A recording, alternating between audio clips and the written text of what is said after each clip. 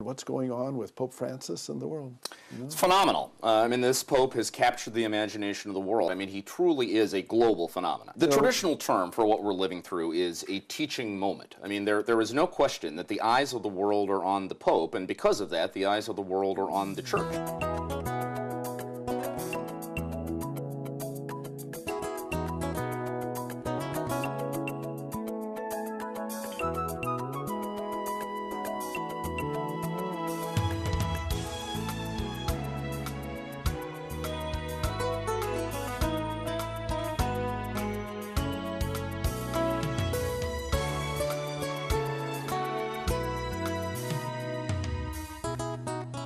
Hi, my name is Father Mike Manning. I'm a Catholic priest. Thank you very much for watching this program. I think you are going to really be blessed. This is a very special program. We're having a man who's giving us some insight into what goes on in Rome, and not only Rome, but this often spoken of Vatican, to try to understand about Pope Francis. John Allen, God bless you. Thank you very much for coming. It's a pleasure, Father. Glad to be here. You're traveling all the way from the Philippines and running around the world, trying to share a great interest that people have in what's going on with Pope Francis and the world. It's phenomenal. I mean, this Pope has captured the imagination of the world. I can't get into a cab, I can't walk into a restaurant, I can't go into an airport departure lounge, any place on the planet where if I tell people that I cover the Vatican, they don't want to spend the next hour and a half, you know, exploring who this man is and what he's about. I mean, he truly is a global phenomenon. And it's amazing because it gives an insight into Catholicism and an entree into Catholicism. Well, sure. Ordinarily, it doesn't happen. The traditional term for what we're living through is a teaching moment. I mean, there is no question that the eyes of the world are on the Pope, and because of that, the eyes of the world are on the Church. And therefore, the evangelical question to be asked is, what are they going to see now that they're looking at us? Yeah. And they're going to be able to see something that is quite revolutionary. One of the questions that I have is, have you seen him, and what, beyond the news reports of that, what kind of a person is he? Well, with Francis, I mean, it's very much what you see is what you get. With Benedict, I think it took some excavation, right, to get to the real man. Yes. Not with Francis. I mean, this kind of humble, simple, ordinary guy who has reached the pinnacle of spiritual power in the world. That comes across in public, that's the real man. I mean, I've spent extended stretches of time, you know, around him personally. Yes. And this is not an act. You know, the love and enthusiasm that he communicates for ordinary people, this particular affection he has for those who are being forgotten about. I mean, you see that on a personal level. And so what I'm saying is the stuff you're seeing on the TV cameras isn't some PR strategy. It's who the guy actually is what he is, yeah. Tell me a little bit about, we're coming from the United States. Could you fill me in on what's going on with the attitude of people in the Vatican or in Rome with regard to the Church in the United States? And then what do you think the Holy Father is thinking about us? Well, I think the first point to master is that they're thinking about us a lot less than you might think they are. Let me give you some basic math, okay? As of today, there are 1.2 billion Roman Catholics in the world, and there are about 67 million in the United States, which means that American Catholics account for about 6% of the global Catholic population. Put another way, 94% of the Catholics in the world aren't necessarily like us. Gotcha. And if you ever wonder why the Pope is not getting out of bed in the morning thinking American thoughts, this might have something to do with it. You know, it's a much bigger and more complicated church out there. Now, that said, my read would be Francis does not know the United States particularly well, has never traveled here. That's what I wondered. He's never been here before. No, he has not. So when he comes, and unofficially the Vatican is saying that he's going to come in September 2015 for the World Meeting of Families in Philadelphia. It'll actually be his first visit to the United States, not just as Pope, but as Jorge Mario Bergoglio. He has had long conversations with Cardinal Sean O'Malley of Boston, who is the lone American on his G8 Council of Cardinal Advisors, and getting some on-the-job training about what's going on in the American Church, and you know who the players are and what some of the issues are. So that clearly suggests he is interested. But it's not as if this is a pope who comes into office with a prefabricated view of American Catholicism or an agenda for what the American Church ought to do. I think he's learning as he goes. Would you be able to say anything about your insights into the Vatican. Is there an opinion about the Catholic Church in the United States? Well, let's bear in mind, the Vatican is not an organism that has a central nervous system and thinks only one thought at a time. It's a complex bureaucracy, and so there are lots of different opinions on everything, including on the Catholic Church. There's about 400 people that are part of that. Is that correct? Well, there are 400 people who actually physically live in the Vatican City-State, but the workforce of the Roman Curia, which is the central bureaucracy of the Catholic Church, is about 2,700. Now, most of those are not decision-making people. Most of those are support staff and administration. So at the decision-making level, you're talking 300 or 400. By the way, if you had the same ratio of citizens to bureaucrats in the United States, you would only have 500 people on the federal payroll rather than the 2 million who are currently drawing federal paychecks. So in some ways, it's a miracle that anything gets done there at all. But you ask, what do they think about the church in the States? You know, my read would be there would be many. First of all, there is an extraordinary degree of gratitude for the dynamism of the Catholic Church in the United States as compared to most of Europe. I mean, aside from a few pockets, places like Poland, for example, you know, the mass attendance rates here, the dynamism of the typical American parish, are just worlds apart from the lethargy you find in many parts of Europe. So there's great admiration for that. There's great gratitude for the generosity of American Catholics. I mean, you know, you can walk around the Vatican and see footprints of that generosity everywhere. I mean, the Vatican TV trucks have the Knights of Columbus logo on them because the Knights paid for them. And so the cleaning of the St. Peter's. Yeah, I mean, all of this kind of stuff. Sure. Now, beyond that, I think there would be. I think the current crop of American cardinals have, by and large, enormous respect in Rome. In the Vatican, that tends to be the bellwether for whether a church is healthy or sick, if their cardinals are impressive. And guys like Francis George in Chicago, Tim Dolan in New York, certainly Sean O'Malley in Boston, who was the crowd favorite for Pope a year ago. You know, those guys, I think, their stock is very high in Rome. But frankly, my read would be the 20 years I've been covering the Vatican, I think the fundamental trend line I have seen is that impressions of the states and the church in the states in Rome have steadily gone up over those 20 years. Good. In part, I think because of the quality of leadership of the American church during the last couple of decades, and in part because you got to understand this is the Vatican, and even though it's a global institution in principle, culturally and anthropologically, it's a European institution. And so they tend to look at the States always in comparison to Europe. And what they see in the States, for all of our problems, this is at least a culture in which religion still is taken seriously publicly, you know, which is often not true of the European landscape. So they look at us and they think, okay, whatever our objections may be, they must be doing something right. The Holy Father did a revolutionary thing in sending out the questionnaire to all Catholics, you know, the billion plus Catholics in the world, to know, what do you think about issues of the family? Talk about that, and talk about the attitude that perhaps might be different in one country than the next. Are you able to give any insight? Well, first of all, let me say, I've covered 9 synods of bishops over the years. There's been a questionnaire before every one of them. So there's nothing revolutionary about having every one of them, their preparatory documents that is sent out from the synod office, has a list of topics for discussion. And it tells bishops, please survey your people and your clergy and so forth to get a sense of grassroots opinion. So the revolution here is not that we have a questionnaire. The revolution is people are taking it seriously because they think the Pope is actually interested in the answers. You see, that's the difference. Good point. Thank you. Now, you are right, and I'm glad you asked the question, that, you know, any topic in Catholic life, including the family, is going to look very different depending on what neighborhood you live in. So let me give you a concrete example. One of the hot button items for this synod is the question of pastoral care for divorced and remarried Catholics. And the issue is, under current rules, if you are divorced and civilly remarried without having obtained an annulment, which is a declaration from a church court that the first marriage was invalid, then you're not supposed to receive communion at Sunday Mass. You're not supposed to receive the other sacraments of the church. And there was a lot of discussion about whether that ought to be loosened up, because there are millions of Catholics all over the world who find themselves in this situation. And for those of them who still want to be part of the church, it's very painful not to be able to come up in the communion line on Sundays. And so there are a lot of people in the church, including some cardinals, who have argued that we need flexibility on that. There are other cardinals who have said, no, that's a mistake, because the indissolubility of marriage, that is, the idea that marriage is for life, is a gospel principle. I mean, it goes to Jesus. You know, What what he God says, has yes. joined, let no one split apart.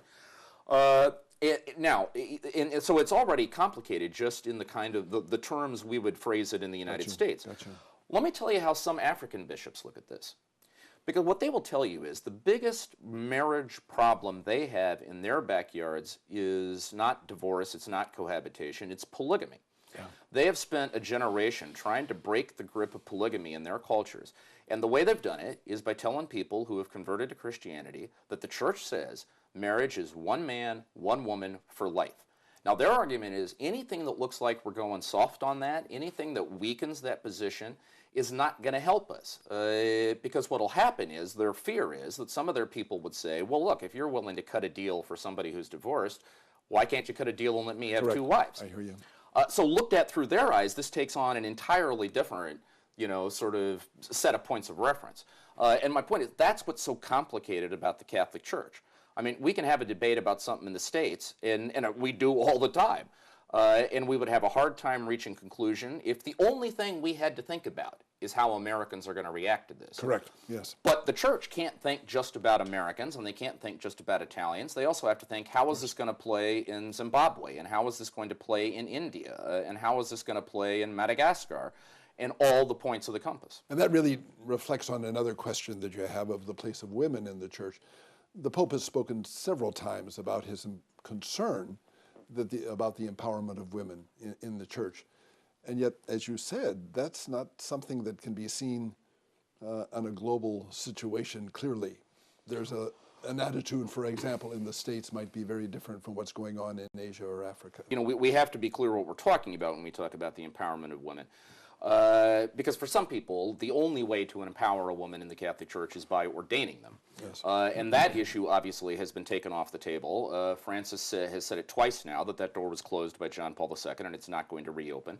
In an interview he did with La Stampa, which is an Italian paper, in December, he also took the idea of women cardinals off the table, because some had said, well, in centuries past, we had lay cardinals. Maybe we could revive that tradition, and some had speculated the Pope might do that.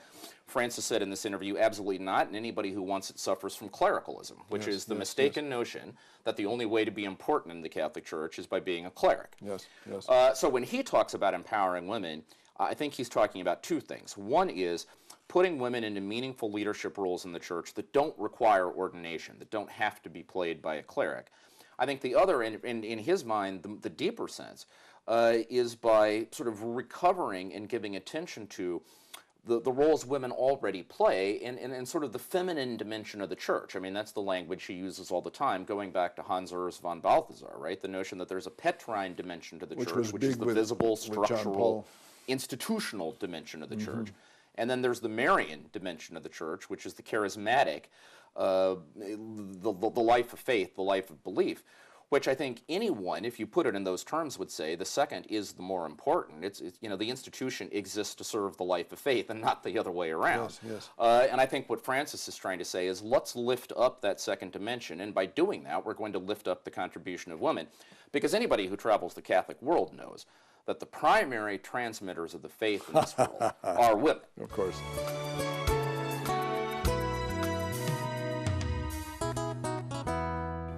Thank you so very much for your prayers and your financial support of this ministry. You are vitally important. Now, we've got an organization called the Mighty 800. We're looking for 800 people who every month will support us with a really powerful donation to allow us to continue. Problem is, we only have 677 of these people that are helping us. We need another 123. Would you think about joining the Mighty 800? Remember, the purpose is we get a program that goes across the country every week, sharing the love of God and the power of what God can do in everyone's life. This program is seen on the Trinity Broadcasting Network, seen on the Church Channel, and even on the American Forces Network, plus many cable networks. In addition to that, we have a daily reflection for your smartphone. It's called iGod Today. Oh, this message is going to 70 countries around the world. But in addition to that, We have to be involved with this internet. We have to maintain our web page. We also have to be very active in social media. You know that. It's called Twitter and it's called Facebook. When you join and make your first payment, I'll send you a free copy of my book, 15 Faces of God. This is the story of how Jesus tells us who his Father is through the parables of Jesus. And if you're already a Mighty 800 number, and when you invite someone else to join the Mighty 800, we'll send you and your friend a copy of 15 Faces of God. Please. Our need is urgent. We need help. Please call the number on the screen or reach us by email. And God bless you for your generous help.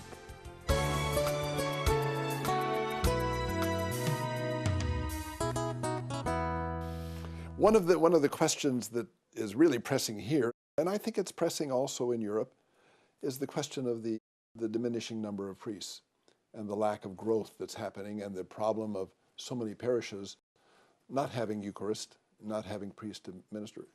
From your perspective of being present in some of the scuttlebutt, if you will, of what goes on in the Vatican and Rome, have you heard anything that might speak of solutions of what people are looking to try to say, well, this is maybe what we need to do? Well, first of all, this is another education in the global realities of the church. However bad you may think the priest shortage is in the United States or in Europe, it is infinitely worse in most other parts of the world. Really? In the United States, we have a ratio of one Catholic priest for every 1,300 baptized Roman Catholics, 1 to 1,300. 1 to 13. In Latin America, it's 1 to 7,800. In Southeast Asia, it's 1 to 6,300. In Sub-Saharan Africa, it's 1 to 5,500. And one thing we in the West are going to have to think about right now, in practice, the way we are solving some of our priest shortages is by importing priests from the developing world. In the United States, 1/6 of our priests now are foreign-born. We add about 300 international priests every year. I mean, you go into most American dioceses, and if they had to send home all the Filipinos, Indians, Nigerians, Sri Lankans, et cetera, those dioceses would shut down. Correct. Okay? However, the justice question that has to be asked here is, are we, in effect, fueling a brain drain from the church in the developing world simply because we have money and they don't, when those priests arguably are much more badly needed at home? I mean, in the Philippines, it is customary, it's normal practice that a Catholic priest will have to say 9, 10, 11, 12 masses every Sunday. Yes. Okay, because of the priest-to-person ratios there. So this is a question we're going to have to ask, and my point is that we need to understand in the West, in the United States in particular, that while these foreign priests are a blessing, I mean, they're ambassadors of the 94% of the Catholic Church that is not like us, Yes. that's not ultimately going to be the fix. I mean, first, because we have to be responsible for generating our own vocations, and two, because those priests are, the point is, we are right now weakening churches in the developing world by skimming off their clergy in a way that is unsustainable and arguably unjust. Let me give you the numbers. 2/3 of the Catholics in the world right now live in the Southern Hemisphere. 2/3 of the Catholic priests are in the Northern Hemisphere. And if this were Microsoft, okay, there would be a corporate manager right now who would be saying, we need to put our personnel where our market is. Wow. Right? You asked, what's the conversation around? Do you hear anybody that seems to have the possibility of making some kind of a change? Is there any kind of talk? Well, there is a lot of talk. I don't think there is, I mean, again, those 9 synods of bishops I've covered, there hasn't been one where this hasn't been a top shelf item of conversation. So I think people are well aware of the problem. Now, if you ask, is there a clear solution coming into view? No, I don't think so. I mean, the things that get tossed around, you know, one would be that bishops just need to make vocations a priority. I mean, if you look around the states and you look at those dioceses that seem to be doing the best in terms of generating vocations, every one of them is a place in which the bishop spends a lot of time in the seminaries, in which he's in the parishes and in the Catholic schools promoting vocations, in which this is something he gets out of bed in the morning thinking about. So I think that's one concrete thing. Another is expanding the pool of potential priests. And the most common idea that gets floated there, of course, is letting priests marry, that is, ordaining married men, which, of course, is not a doctrinal problem because we already have married priests in the Catholic Church. We have 22 Eastern Rite churches that are in full communion with Rome that have a married clergy. Here in the States, we have about 300 or 400 former Lutherans and Episcopal priests who have come into communion with the Church, who were married and allowed to remain married. So the question is, are we going to expand that? There is some conversation about that. Francis has indicated he'd be open to a conversation about it. So we'll see where that goes. The third thing you usually hear people mention is that we need to revive a culture of vocations at the Catholic grassroots.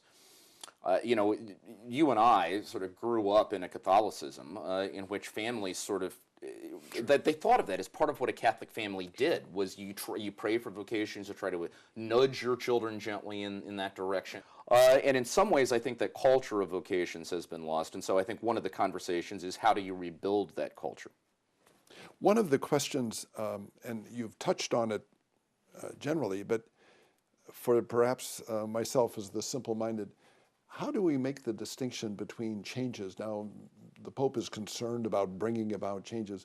What changes can happen and what changes can't happen? Is that a fair question to kind of, for our people at home to try to understand what... Now look, having covered Pope Francis for a year, the one thing I would say is, being dogmatic about what he will or will not do is dangerous to your health, okay? It's like a pack of cigarettes. It ought to come with a warning label, I got you, okay? I got you, Watch out for predictions. Gotcha. Now, that said, I mean, there are some things where we can be definitive because the Holy Father himself has been definitive. Correct. You know, again, I was on the papal plane coming back from Rio when he got the question about abortion and gay marriage, and somebody asked, you know, well, what are your personal views on these questions? And he said, my views are the views of the Church because I am a son of the Church. Yes. So listen, I mean, I think the thing to understand about Francis is that this is a revolution in style and tone, first of all. It's a revolution in pastoral approach. I mean, it's a shift from a kind of dogmatic approach to a much more pastoral approach. But it's not a revolution in doctrine. I mean, he is very much orthodox and by the book for the most part. For example, what would be a doctrine that probably... Ordaining women priests, which is something he has clearly taken off the table. That's not going to be changing. You know, approving gay marriage, another issue that he has taken off the table.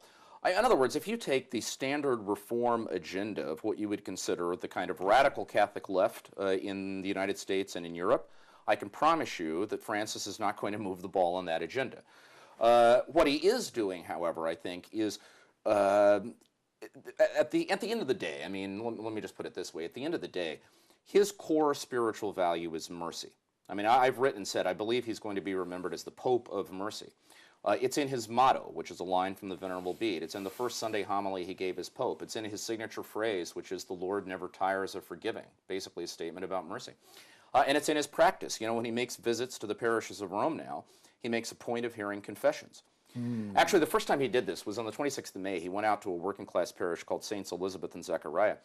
He was supposed to get there at 10:30. The papal helicopter lands at 9:45. Okay, so the pastor is now out of his mind. Oh my gosh. He runs out to greet the helicopter. The Pope pops out, says, sorry for the early start, but in addition to saying Mass and chatting with the folks, I'd like to hear some confessions.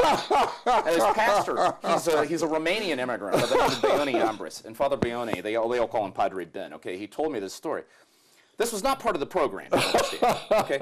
So Ben runs and grabs 8 people completely at random. And he says, sinners available? Yeah, it says, well, fortunately, there's a long list of pictures. And he says to these 8 people, you're going to confession. Okay. And it was actually kind of sweet because they said to him, well, Father, that's very nice, but we're actually here to see the Pope. His answer was, that's what I'm talking about. Okay. So he takes them into the confessional, and one by one, the Pope sits there and administers God's forgiveness. Now, catch the point, okay? In part, this is Francis just wanting to be a good Bishop of Rome. But in part, it was important to him that the world see the Pope making a point of celebrating the Church's premier rite of mercy. Yes. I think everything he's doing as Pope, from the nitty-gritty details of what do you do about the Vatican Bank, you know, on up to what do you do about the divorced and remarried. Even the abuse of children. All of it is calculated so that when the world looks at the Catholic Church, what they will see is a community of mercy. So the Francis Revolution is not a change in doctrine. The change is taking the most merciful and pastoral perspective possible on the existing doctrine.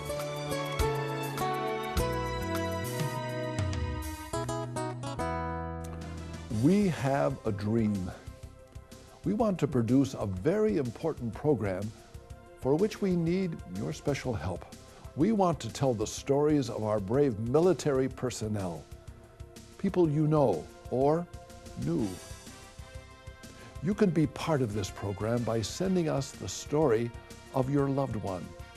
We'll combine all the stories into a beautiful television program to air across the world. Be sure to send photos. Please, consider a financial gift to enable us to produce this inspiring program, acknowledging our military. That means your loved ones. Please contact us with your story and donation. Call the number on the screen or write to us. Please, the need is urgent. Do it right now. Allow this miracle and this dream to happen.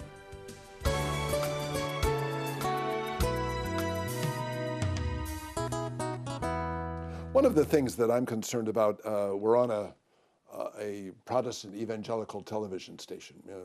Not many Catholics are here. Has he spoken at all about the possibility of a dialogue, a better dialogue and an opening door, even though this mercy that he's speaking about is an open door already, and it's speaking of Jesus in a very concrete and alive way that evangelicals can look and say, hey, well, sure. I mean, this makes sense. But I wondered, has he made some well, first of all, don't undersell the importance of the point you just made. This Pope talks an earthy Bible language, and it's a language that our Protestant brothers and sisters, particularly those in the evangelical tradition, recognize. I mean, you start quoting Thomas Aquinas in the Council of Trent, you'll lose these folks. Yes, yes. Okay, but you talk Jesus, and you talk the parable of the Good Samaritan and all of that, they're with you. My experience moving around is that evangelicals and Pentecostals, generally speaking, are very excited about this Pope. Yeah. In fact, I was just having this conversation with Cardinal Dan DiNardo of Houston the other day. Houston's kind of the buckle of the Bible Belt, right? Has this huge evangelical Baptist community.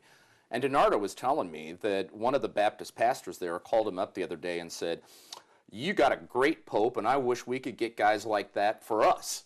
So I do think there's an enthusiasm there. Now, to your question, no, Francis has not really talked explicitly yet about what the ecumenical relationship with the evangelicals is going to look like in his watch. His ecumenical priority at the moment is with the Orthodox churches. Because this, of course, is the primordial Christian schism, right? Yes. The reason, actually, Francis is going to the Holy Land in May, principally, is to meet Patriarch Bartholomew of Constantinople to sort of replicate that historic encounter between the Patriarch and Pope Paul VI in 1964.